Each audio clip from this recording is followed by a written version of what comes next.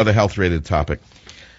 The gangsters in the medical pharmaceutical industry, the criminals, the medical pharmaceutical mafia, who are more dangerous than a crack dealer. Now, don't get me wrong, not all modern medicines are evil. I mean, I have some antibiotic cream on my hand that, thank God, it exists. I couldn't cure it with a vitamin. Something happened. I got an infection on my hand, and I think it's special cream, whatever.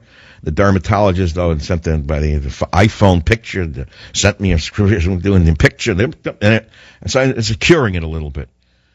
I love it. I love modern medicine. It takes hundreds of millions of dollars to design and to get a new drug approved. An NDA is one of the most difficult things in the world to get. Don't tell that to the communists. They'll tell you that the drug company should create the drug for nothing. Yeah, how many drugs has Cuba created since Castro took over? Can anyone list the inventions and the patents that have been filed by Cubans in Cuba? I don't think it would fill the New York telephone book, the list. It might fill the telephone book for a certain town in Alaska where there's a zero population.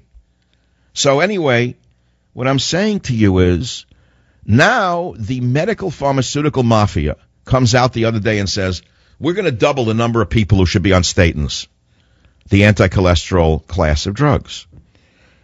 And now they're going to broaden it to an extent where virtually everybody should be on a statin drug.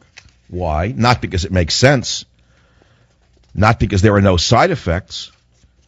It's because of profit. It's a profit-driven decision, as everything in America seems to be today. These new so-called guidelines, which are criminal, would double the number of Americans on cholesterol-lowering drugs. You hear? So I ask you a question. Why? No, I'm not going to ask you why they did it. It's for profit. There's no other reason. There's no other reason.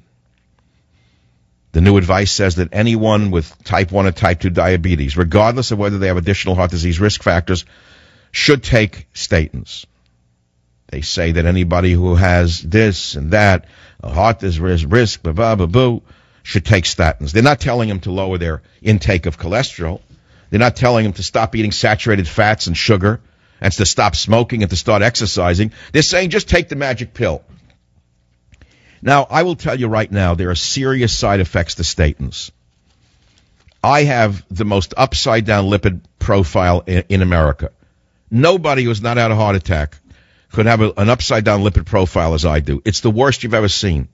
The wrong LDL, the wrong HDL, the wrong triglycerides, the wrong LDLL, the wrong HDL, the wrong low, the wrong high. It's all upside down. And if any one of these cardiologists looked at it, I should have been dead 15 years ago. But, I'm lucky. But B, I also take mega doses of ascorbic acid, meaning a vitamin C, for 30 years. Mega doses of vitamin E, but the right vitamin E, not the garbage that they used in the flawed study at the mayonnaise clinic. I take mixed tocopherols that cost a lot of money. I take massive doses of B vitamins. I know what to take, and I've been very fortunate. I also watch what I eat. So I tried statins, and I could hardly walk. I became almost crippled. I want to ask you a question on the Savage Nation, because I watch my health my entire life, and I should be punished now by Obama. I should pay for a degenerate smoker. I should pay for an injection drug user. I should pay for an idiot who's giving himself lung cancer by smoking marijuana. I don't want to pay for them. Screw them. Let them pay for their lifestyle. I should pay for a man who sleeps with 50 people a week. Let him pay for his STD treatment, not me. That's how I feel. You go pay for your own liver transplant if you drank like a fool, or you took Tylenol and alcohol for 30 years. Go blame the drug companies and the alcohol companies. Don't make me pay for your idiocy. So what I'm saying is I'm not going to take statins because the side effects are overwhelming. So I want to hear statin horror stories on the Savage Nation. Whatever my audience numbers may be, it will go out to the world. Statin side effects horror stories from the Savage Nation. I'm into the natural. I am into the natural lifestyle as best I can. I'm not a perfectionist. I'm not a fanatic. Yesterday I had a lamb shank. I didn't want it, but I ate it because the fish came from China.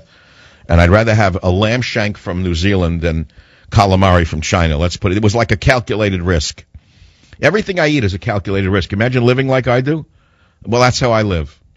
Everything I do, I calculate. Should I eat this?